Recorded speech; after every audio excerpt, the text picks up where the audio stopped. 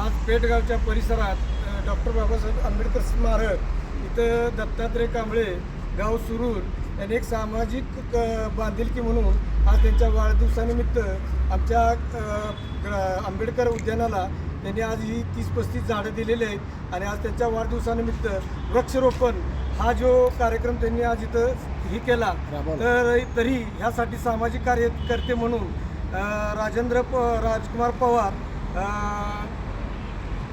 राजकुमार पवार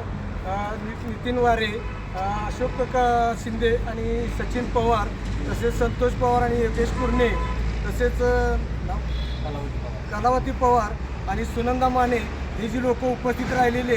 तरी पेठगावचे भीमनगरमधील ग्रामस्थ आणि कार्यकर्ते हे सर्व